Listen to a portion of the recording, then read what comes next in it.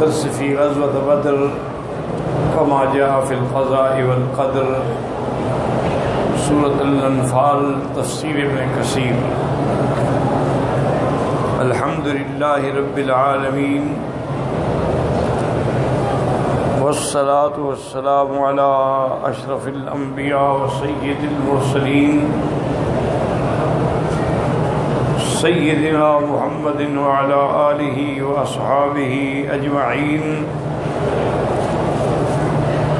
اللهم صل على سيدنا محمد وعلى آل سيدنا محمد كما صليت على إبراهيم وعلى آل إبراهيم في العالمين إنك حميد مجيد. اعوذ باللہ من الشیطان الرجیم. بسم اللہ الرحمن الرحیم. اذ انتم بالعدوة الدنیا وهم بالعدوة القصوى والركب اسفل منكم ولو تواعدتم لاختلفتم في الميعاد ولكن ليقضي الله أمرا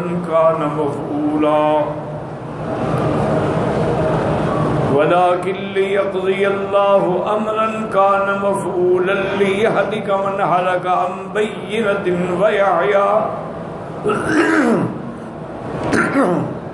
ويحيى من حي عن بينة وإن الله لسميع عليم. قال المؤلف والمفسر رحمه الله تعالى أدام النفع بعلومه وعلومكم في الدارين آمين. إلى أن قال محمد بن إسحاق وحدثني يزيد بن رومان عن عروة بن الزبير قال وبعث رسول الله حين دنا من بدر علي بن أبي طالب وسعد بن أبي وقاص والزبير بن العوام في نفر من أصحابه يتجسسون له الخبر. اب محمد بن اسحاق نے اپنی تاریخی روایات میں یہ لکھا ہے کہ حضور پاک صلی اللہ علیہ وسلم ہین دنا جب آپ بدر کے قریب ہو گئے تو حضور نے حضرت علی کو حکم دیا. حضرت علی، سعد بن ابی وقاص، زبیر بن العوام کہ آپ اور صحابہ کو بھی لے لیں اور وہ جا کے معلوم کریں. یتجسسون الخبر، حالات کا پتہ کر کے بتلائیں کہ کیا حالات ہیں. فَأَصَابُوا سُقَاطًا لِقُرَيْشٍ غُلَامًا لِبَنِي سَعْدِ بْنِ أَبِي الْعَاصِ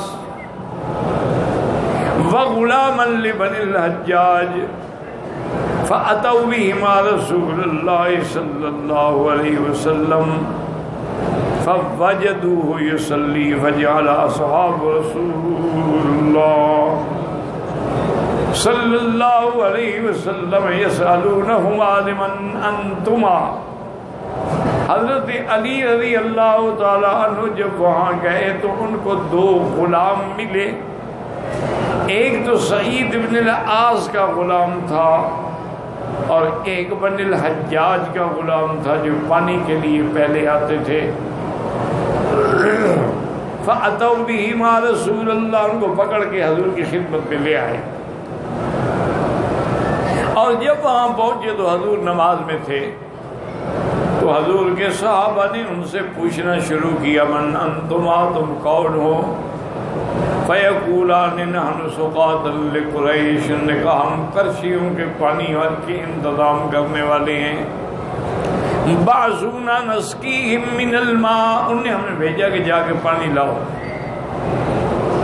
فَكَرِهَ الْقَوْمُ خَبْرَهُمَا وَرَجَوْا أَن يَكُونَا لِأَبِي سُفْيَانَ فَذَهَبُوهُمَا صحابہ کو ان کی یہ بات جو ہے وہ بری لگی کہ بھئی یہ تو اور خبر سنا رہے، ابو سفیان کے قافلے کے لوگ تو یہ نہیں ہیں، ان کے بارے میں تو خبر تھی، ان کو انہوں نے مارنا شروع کیا۔ فلما ادرکوہما قالا نحن لأبی سفیان فترکوہما، جب بہت مبارک نے کہا ہاں ہم ابی سفیان کے آدمی ہیں۔ فرکع رسول اللہ صلی اللہ علیہ وسلم وسجد سجدتین، حضور پاک نے رکوع فرمایا، اس کے بعد سجدے فرمائے، ثم سلم، پھر نماز سے سلام پھیرا، وقال اذا صدقاكما ضربتموهما واذا كذباكم تركتموهما صدقا واللہ انہما لقریش۔ حضور نے فرمایا صحابہ سے عجیب بات ہے، جب وہ سچی بات کر رہے تھے تو اس کو مار رہے تھے، اور جب انہوں نے جھوٹ بولا کہ ہاں ہاں ہم ابی سفیان کے، انہوں نے چھوڑ دیا۔ عجیب چیز ہے، حالانکہ وہ قریش کے آدمی وہ ٹھیک کہہ رہے تھے بیچارے، بلا وجہ مارنا شروع کر دیا۔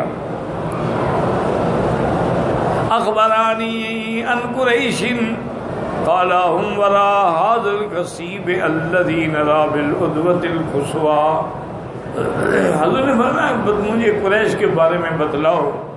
انہوں نے کہا حضور یہ سامنے جو ٹیلا ہے نا، اس کے پیچھے جو ہے نا قریش کا لشکر ہے۔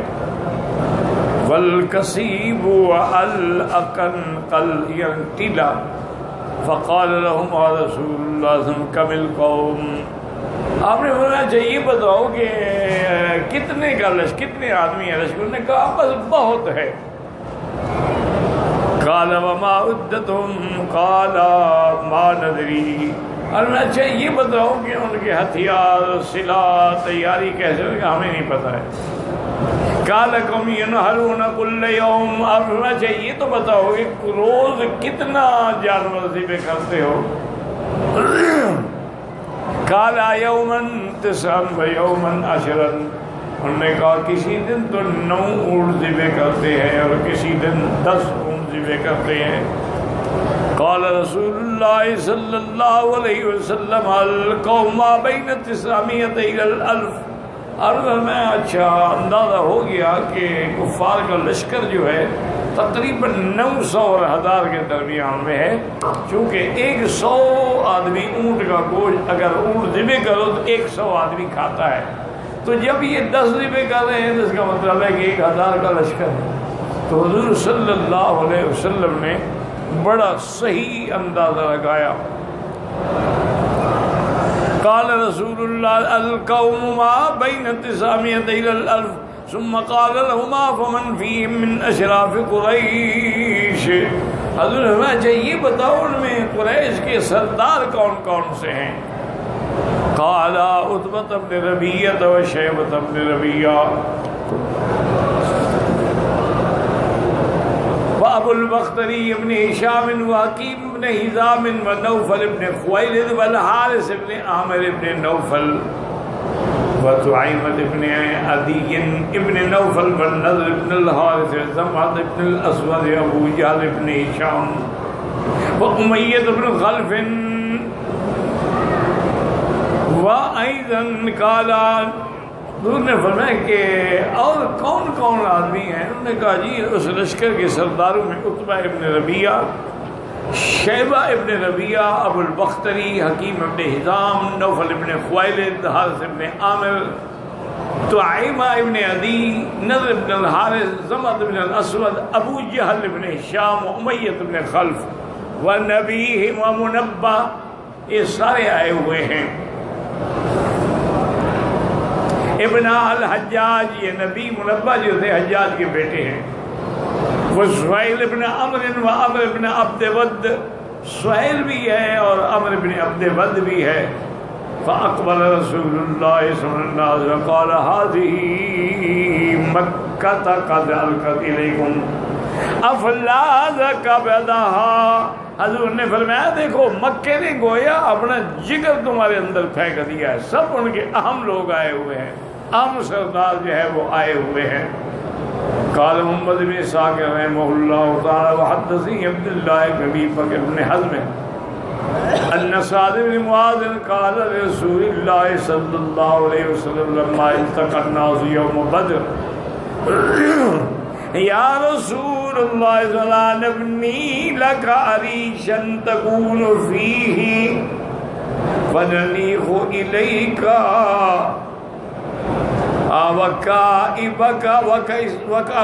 وکاسبات وتلقى عدونا. حضور صلی اللہ علیہ وسلم کی خدمت میں حضرت صادق نے معاذ نے عرض کیا کہ یا رسول اللہ ہم آپ کے لیے ایک چھپر بنا دیں تاکہ سایہ بھی رہے، اور ہم لوگ ارد گرد جو ہے نا اپنے اونٹ بٹھا دیں بیٹھیں گے اور ہم دیرا لگا دیں گے، بدل کی عدونا دشمن کا مقابلہ کریں گے. فإن أظفرنا الله عليهم وعزنا وذاك ما نحب، اگر اللہ نے ہماری مدد کر دی، فتح عطا فرما دی، یہی جو ہم چاہتے ہیں. وإن تكن الأخرى فنجد السؤال ركائبك ونلحق بمن وراءنا من قومنا. اور اگر خدا نہ غازہ میں شکست ہو جائے تو آپ کو تو ہم حفاظت کے ساتھ نکال لیں گے. فقد والله تخلف عنك اقوام ما نحن اشد لك حبا منهم، جو مدینہ منورہ میں رہ گئے ہیں وہ ہم سے، یہ نہیں کہ ان کو کم ہے محبت میں، بلکہ وہ ہم سے بھی زیادہ آپ سے محبت کرتے ہیں. آپ مدینہ چلے جائیں. لو علموا انك تلقى حربا ما تخلفوا عنك، جب ان کو پتہ لگے گا کہ آپ جنگ میں ہیں اور شکست ہوئی ہے تو وہ بھی پیچھے نہیں ہٹیں گے. وَيُوَادِرُونَكَ وَيَنْصُرُونَكَ، وہ آپ کی مدد کریں گے، آپ کے ساتھ آئیں گے. فَأَثْنَى عَلَيْهِ رَسُولُ اللَّهِ صلی اللہ علیہ وسلم خَيْرًا، حضور نے ساتھ کی تعریف کی کہ تم نے بڑا اچھا مشورہ دیا ہے، یہ تمہاری محبت کی دلیل ہے. فَدَعَا لَهُ فَبَنَا لَهُ عَرِيشًا، آپ نے ان کے لیے دعا بھی کی اور انہوں نے حضور کے لیے چھپر بھی بنایا. فَقَانَ فِي رسول اللہ صلی اللہ علیہ وسلم ابو بکر ما غیرہما، اور اس عریش کے اندر ایک حضور تھے اور دوسرے ابو بکر تھے رضی اللہ عنہما، اور کوئی نہیں تھا. یعنی آپ دیکھیں کہ پورے تاریخ عالم کو اٹھا کے دیکھ لیں کہ جب سے حضور پاک نے بعثت کا اعلان فرمایا ہے ہر موقع پہ ابو بکر ساتھ رضی اللہ عنہ. کسی بات میں حضرت ابو بکر حضور سے پیچھے نہیں رہے، بلکہ اسلام لانے سے پہلے ابھی حضور نے نبوت کا اعلان بھی نہیں کیا تھا، ابو بکر حضور کے ساتھ. آپ تجارت کے لیے جا رہے ہیں، حضرت ابو بکر ساتھ ہیں. ایک حضور کے کردار پہ، قول پہ، عمل پہ، فعل پہ نظر ہے. اس لیے حضرت ابو بکر کے بارے میں حضور نے فرمایا کہ جب لوگوں کو میں نے اسلام پیش کیا سب نے کوئی نہ کوئی سوال کیا، الا ابو بکر. ابو بکر نے کچھ نہیں پوچھا، بس میں نے اسلام پیش کیا، انہوں نے کہا اشہد ان لا الہ الا اللہ و اشہد، کیونکہ معلوم ہوتا تھا کہ وہ پہلے سے انتظار میں بیٹھے ہوئے ہیں. اسی طرح آپ دیکھ لیں کہ علماء نے ایسے نہیں لکھا کہ صاحب الغار والمزار رفیق الحضر والسفر، حضر میں بھی ساتھ، سفر میں بھی ساتھ، غار میں بھی ساتھ، مزار میں بھی ساتھ، اب بدر میں جو آپ کے لیے بیٹھنے کے اس میں بھی ساتھ.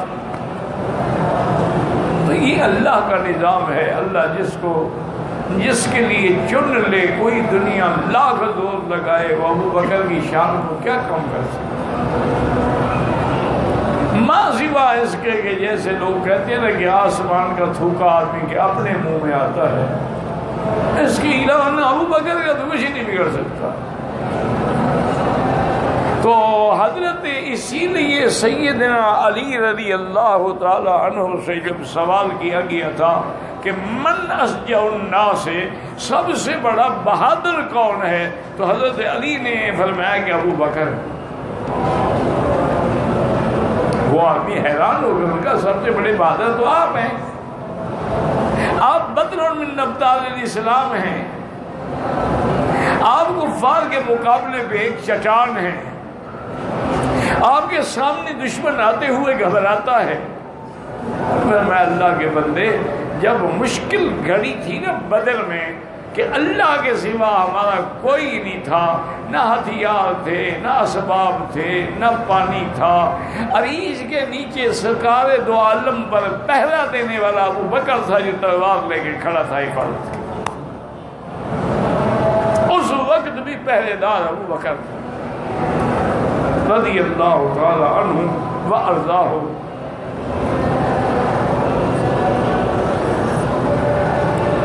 اللہ نے بھی پھر چن لیا نا کہ ابو بکر بھی مسلمان، ماں بھی مسلمان، باپ بھی مسلمان، اولاد بھی مسلمان، بیوی بھی مسلمان، بیٹیاں بھی مسلمان۔ یہ شرف ملا ہے تو ابو بکر، حضرت علی کی بڑی شان ہے کہ ابھی طالب مسلمان نہ ہو۔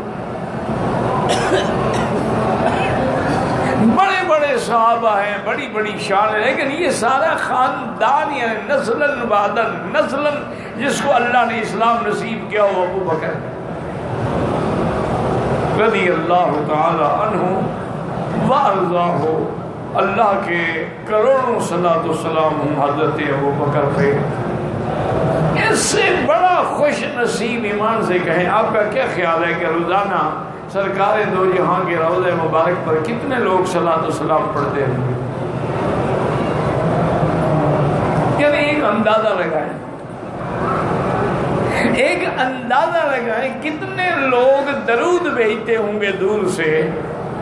تو جہاں درود و سلام اور اللہ کی رحمتوں کی برسات ہے وہاں بھی ابو بکر ساتھ سویا ہوگا۔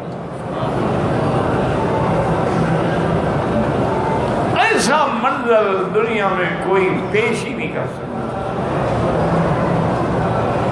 اسی لیے میرے آقا نے رحمت دو جہاں صلی اللہ علیہ وسلم نے فرمایا تھا، عائشہ میں نے دنیا میں کسی کا احسان اپنے اوپر نہیں رکھا، میں نے بدلہ چکا دیا، الا ابو بکر، ابو بکر کے احسان میں نہیں اتار سکا۔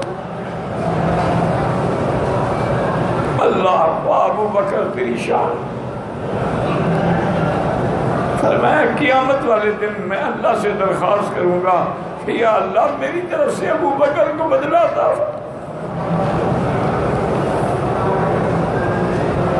اللہ اکبر، اللہ اکبر، رضی اللہ عنہ وارضاہ۔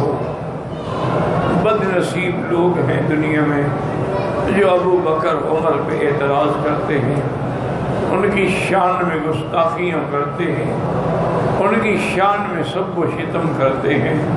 اسی لیے امام نے رحمت اللہ علیہ نے فرمایا تھا، اور ایک روایت میں بھی آتا ہے کہ اذا رأیتم الذین یسبون اصحابی، جب دیکھو کہ لوگ میرے صحابہ کو گالیاں دیتے۔ آج مولوی ناراض ہو جاتے ہیں، لوگ ہمیں گالیاں، یار لوگوں نے صحابہ کو گالیاں دی ہیں، آپ کون ہیں؟ بلکہ یاد رکھیں ایک بہت بڑی بات لکھی ہے حضرت مولانا عبید اللہ سندھی رحمت اللہ علیہ نے، میرے والد صاحب کی بھی استاد سے، میں نے تو زیارت نہیں کی آپ کی، لیکن دفن وہ دین پور شریف میں ہے۔ انہوں نے ایک بڑی عجیب بات لکھی ہے، اللہ ان پہ بھی کرو رحمت نازل فرمائے۔ انہوں نے فرمایا تھا کہ اللہ نے حضور کے لیے جو ساتھی ہیں وہ خود چن لیے ہیں۔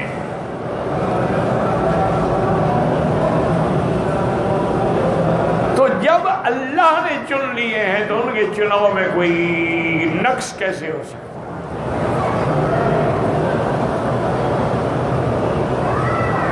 اور اسی طرح روایت میں یہ بھی آیا کہ اذا رأیتم الذین یسبون اصحابی، جب دیکھو کہ لوگ میرے صحابہ کو سب و شتم کو، فقولوا لعنت اللہ علیکم، اللہ کی لعنت ہو۔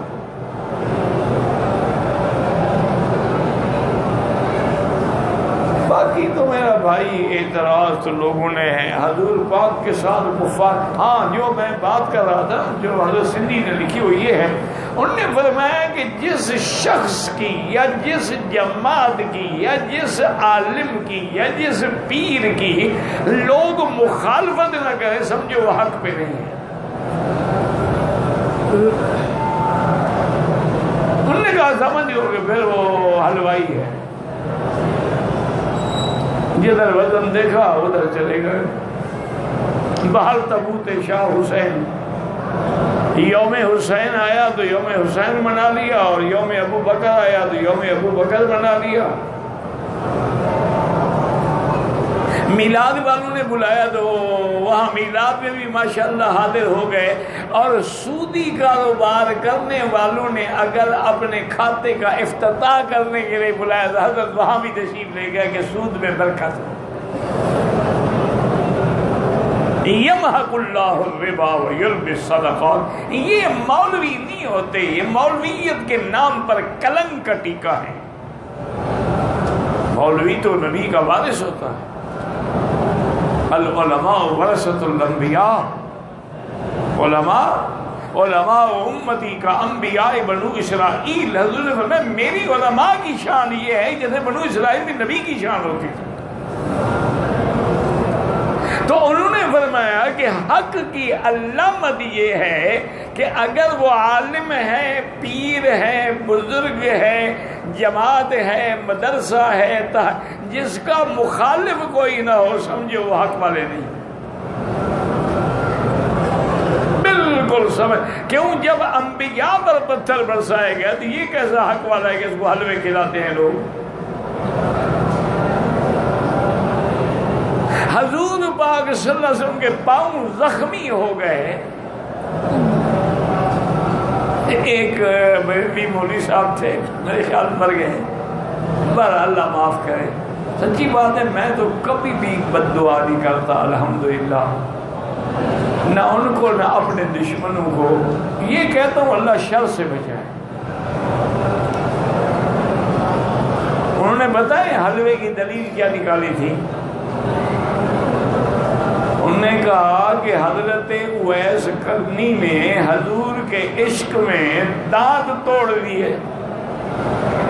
اب کھانا کھا نہیں سکتے تھے تو ماں حلوہ کھلاتی تھی، ہم تو اس کی سنت میں چل رہے ہیں. دیکھو مولوی صاحب دلیل کہاں دے رہے ہیں. یہ مولوی بڑی بلا ہوتے ہیں. انہوں نے کہا کہ حضرت اویس قرنی رحمت اللہ علیہ نے حضور کے عشق میں جب سنا نا کہ حضور کے دندان مبارک شہید ہوئے، انہوں نے اپنے دانت خود توڑا تو کہ پتہ نہیں یس یہ ہو، پھر وہ بھی توڑ دیا پتہ نہیں یہ ہو، پھر یہ بھی توڑ دیا پتہ نہیں یہ ہو. سارے دانت توڑ بیٹھے. اب کھانا کھانے کے تو قابل ہی نہ رہے نا جی. تو ان کی والدہ ان کے لیے روزانہ حلوہ بناتی تھی. تو ہم تو حلوہ اویس قرنی کی سنت میں ادا کھاتے ہیں، خام خواہ وہاں بھی چڑھتے ہیں. تو مولوی صاحب نے کہا کہ حضرت ان کی طرح دانت بھی تو توڑواؤ نا. صرف حلوے والی سنت میں عمل کرتے ہو، دانت توڑوانے والی عمل میں سنت نہیں کرتے ہو. دانت توڑواؤ پھر کھاؤ حلوے. انا للہ و انا الیہ راجعون. تو اس لیے حضرت نے یہ بڑی دور کی بات ہے، بڑے علماء اور مفکر سوچ سکتے ہیں. انہوں نے فرمایا کہ جس تحریک کی، حتیٰ کہ وہ فرماتے تھے کہ تبلیغی جماعت کی مخالفت کم ہوتی تھی تو مجھے ڈر لگتا تھا کہ کیا یہ حق کی جماعت ہے. جب ان کو مار پڑی نا، لوگوں نے مسجدوں سے نکالنا شروع کیا، مسجدیں چھین لی، ان کو گلی گلی میں پتھر مارے. اب مجھے یقین ہو گیا یہ حق والوں کی جماعت ہے، یہ صحیح نبی کی وارث ہے. پر میں اگر ان کو مار نہ پڑتی نا تو پھر میں تو ان کے بھی مخالف ہو گیا. وہ بڑے لوگ تھے جی، ان کی بڑی نظر تھی، بڑا فکر تھا. ہمیشہ کہتے تھے تم نے مکے مدینے میں بیٹھ کے بخاری پڑھائی ہے مولوی خیر محمد، میں نے رشیا میں لینن گراڈ میں بیٹھ کے بخاری پڑھائی ہے. فرق ہے، کفار کے درمیان بیٹھ کے پڑھاؤ. کہتے ہیں اس نے مان لیا کہ عبید اللہ آپ لیٹ ہو گئے، ورنہ آپ کا جو فلسفہ ہے، آپ کا جو دین ہے، آپ کا جو نظام اسلام ہے، یہ 100% حق ہے. کاش تم پہلے آ جاتے تو ہم اپنے ملک میں اسی کا اعلان کرتے. لیکن ہم کمیونزم کا اعلان کر چکے ہیں، اب ہم بدل نہیں سکتے. وہ کہتے ہیں یہ بھی کوئی بات ہے کہ آدمی کی مخالفت نہ ہو، گالیاں نہ ملیں، پتھر نہ پڑیں، ہر جگہ سے واہ واہ کا شور ہو، جلوس ہو، ہار پھولوں کے گلے میں ڈال، سمجھ لو یہ سارے حق سے ہٹے ہوئے لوگ ہیں اور اقتدار کے بھوکے۔ جو حق میں ہوگا، حضرت خواجہ نظام الدین اولیاء کے بارے میں آتا ہے کہ بادشاہ ناراض ہو گیا، اللہ والوں پر تو سب ناراض ہوتے ہیں نا، اپنے بھی خفا مجھ سے، بیگانے بھی نہ خوش۔ بادشاہ نے حکم دیا کہ ان سے کہیں کہ میں دلی کی طرف آ رہا ہوں اور آپ فلاں مقام پہ آ کے میرا استقبال کریں۔ حضرت کو پیغام پہنچا، سوچا، فرمایا بھائی میں کیوں جاؤں، مجھے تو غرض نہیں، ہوئی جاتا ہے جس کو غرض ہو۔ پیاسا پانی کے پاس جاتا ہے، پانی تو پیاسے کے پاس کبھی چل کے نہیں آیا۔ اگر بادشاہ کو کوئی غرض ہے تو تشریف لے آئیں، فقیروں کی کٹیا حاضر ہے۔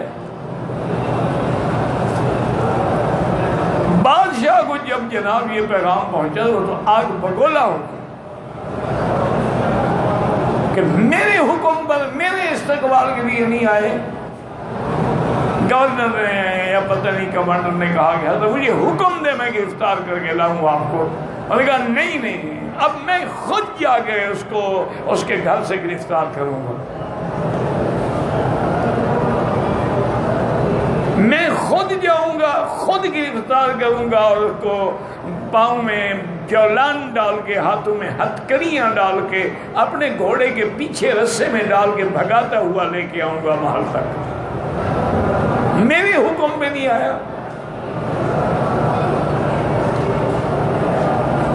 تو حضرت کو بھی خبر پہنچی کہ جناب بادشاہ تو بگڑے ہوئے ہیں اور فلاں جگہ تک پہنچ گئے۔ فرمایا ہنوز دلی دور است، یہ محاورہ وہیں سے ہے جو آج کل اردو میں بڑا مشہور ہے نا، محاورہ کہی ہوئے یار ابھی دلی دور ہے۔ یہ حضرت نظام الدین نے فرمایا تھا کہ ہنوز دلی دور است، بھائی دلی ابھی دور ہے، ابھی 2 دن کا سفر باقی تھا کہ بادشاہ راستے میں مر گیا۔ وہ ہنوز دلی دور سچا ہو گیا، پہنچا ہی نہیں، وہاں تو پکڑے گا کیا، وہ تو وہاں پہنچا ہی نہیں۔ تو اللہ والوں کی لازمی بات ہے کہ ان کو مخالفت ہوگی، پتھر لگیں گے، برداشت کرنا ہو۔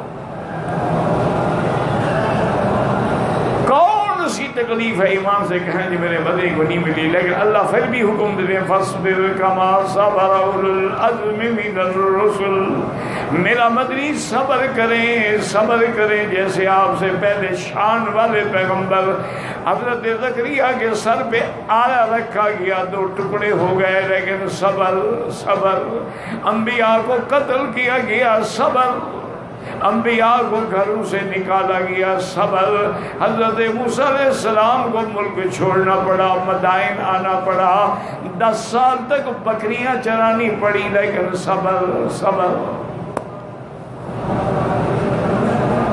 ہمیں تو ذرا سی تکلیف آتی ہے تو پریشان ہو جاتے ہیں، کبھی غور کیا کرو، یہ تکلیفیں نہ آئے نا تو ہم بھی چھوٹے فرعون بن جائیں، یہ بھی اللہ کی طرف سے ہدایت ہے کہ آدمی بیٹھے بیٹھے بیمار ہو جائے، آدمی قوت جواب دے جائے، یہ بھی اللہ کی طرف سے ہدایت ہے۔ اس لیے یاد رکھیں سرکار دو جہاں صلی اللہ علیہ وآلہ، ابو بکر ہر جگہ ساتھ ہے۔ اس کے بعد جناب فرماتے ہیں اکبرت حلت قریش حین اصبحت فلما اقبلت وراءها رسول اللہ صلی اللہ علیہ وسلم تصفف من الاکنکل وهو الکسیب الذی جاءوا منه الى الوادی، قریش وہاں سے چل پڑے صبح کو، اور حضور نے جب دیکھا تو آپ بھی اپنے اس عریش سے اترے، فقال اللہم هذه قریش قد اقبلت بخیلائها وفخرها تحادک وتکذب رسولک اللہم اہنہم الغداۃ، حضور پاک نے دعا مانگی کہ یا اللہ یہ قریش کے سردار دیکھیں کتنے اکڑ سے، کتنے فخر سے، کتنے تکبر سے تیرے نبی کے مقابلے پہ آئے ہیں، یہ آپ کی توحید سے بھی جھگڑتے ہیں، آپ کے رسول کی بھی تقدیم کر دے، اللہ ان کو آج ذلیل کر دے۔ اللہ کے پیغمبر دعا مانگ رہے، فرمایا یہلک من ہلک عن بینۃ ویحیی من حی عن بینہ۔ قال محمد بن اسحاق لیکفر من کفر بعد الحجۃ بما رأى من الآیات والعبر۔ اللہ نے فرمایا تھا کہ ہر آدمی دلیل دیکھ لے، دلائل دیکھ لے، حجت دیکھ لے، پھر مرتا ہے تو مرے، یہ تو نہ کہہ رہے کہ مجھے دلیل نہیں پہنچی۔ اور جو ایمان لائے وہ بھی دلائل دیکھنے کے بعد ایمان لائے، اطمینان کے ساتھ ایمان لائے۔ وَيَوْمَ مَنْ آمَنَ بِمِثْلِ ذَلِكَ وَهَذَا تَفْسِيرٌ جَيِّدٌ وَبَصَّرَ ذَلِكَ أَنَّهُ تَعَالَى يَقُولُ إِنَّمَا جَمَعَكُمْ بِعَدُوِّكُمْ فِي مَكَانٍ وَاحِدٍ عَلَىٰ غَيْرِ مِيعَادٍ، کہ میں نے تم کو اور تمہارے دشمنوں کو ایک مقام پہ اکٹھا کر دیا، حالانکہ کوئی پروگرام نہیں تھا۔ لِيَنصُرَكُمْ عَلَيْهِمْ وَيَرْفَعَ كَلِمَةَ الْحَقِّ عَلَى الْبَاطِلِ، تاکہ میں تمہاری مدد کروں اور حق کا بول بالا ہو جائے۔ لِيَصِيرَ الْأَمْرُ ظَاهِرًا وَالْحُجَّةُ قَاطِعَةٌ وَالْبَرَاهِينُ سَاطِعَةٌ، تاکہ دلائل پورے ہو جائیں، نشانیاں کھری چمک جائیں۔ وَلَا يَبْقَىٰ لِأَحَدٍ حُجَّةٌ وَلَا شُبْهَةٌ، کسی کے لیے کوئی عذر کوئی شبہ باقی نہ رہے۔ فَحِينَئِذٍ يَهْلِكُ مَنْ هَلَكَ أَن يَسْتَمِرَّ فِي الْكُفْرِ مَنْ اسْتَمَرَّ فِيهِ، اب اس کی مرضی کہ وہ برباد ہو، کفر میں جمع رہے۔ إِنَّهُ مُبْطِلٌ لِقِيَامِ الْحُجَّةِ عَلَيْهِ وَيَحْيَىٰ مَنْ حَيَّ عَن يُؤْمِنُ مَنْ آمَنَ عَن بَيِّنَةٍ حُجَّةٍ وَبَصِيرَةٍ۔ ایمان جو ہے وہ دلوں کی زندگی کا نام ہے، جیسے اللہ نے فرمایا أَوْ مَنْ كَانَ مَيْتًا فَأَحْيَيْنَاهُ وَجَعَلْنَا لَهُ نُورًا يَمْشِي بِهِ فِي النَّاسِ۔ اللہ پاک فرماتے ہیں وہ شخص جو مردہ تھا ہم نے زندہ کر دیا، کیا مانا کافر تھا ہم نے مسلمان کر دیا۔ وقالت عائشہ فی قصۃ الافک فہلک فی من ہلک، اے قال فیہا ما قال من البہتان والافک۔ اور یہی آیت ہے جو بی بی عائشہ صدیقہ رضی اللہ عنہا نے تہمت لگنے کے بعد پڑھی تھی کہ میرے بارے میں بھی جس کے مقدر میں بربادی تھی وہ برباد ہو گئے۔ وَإِنَّ اللَّهَ لَسَمِيعٌ عَلِيمٌ، اے دعائکم وتضرعکم واستغاثتکم بہ علیم بکم انکم تستحقون النصر علی اعدائکم الکفرۃ المعاندین۔ اللہ تمہاری دعائیں سننے والے ہیں، تمہاری عاجزی، تمہارا گڑ گڑانا، اللہ کے آگے رونا، اللہ سب سن رہے ہیں، اور اللہ جانتے ہیں کہ کون مدد کا حقدار ہے۔ اللہ جانتے ہیں کہ ہم اپنے نبی کی اور صحابہ کی مدد کریں گے ان کے دشمنوں پر، معاندین پہ، کفار پہ، اور اللہ نے حق واضح کر دیا۔ اس لیے اس دن کا نام بھی ہو گیا یوم الفرقان، یوم التقى الجمعان۔ واللہ اعلم۔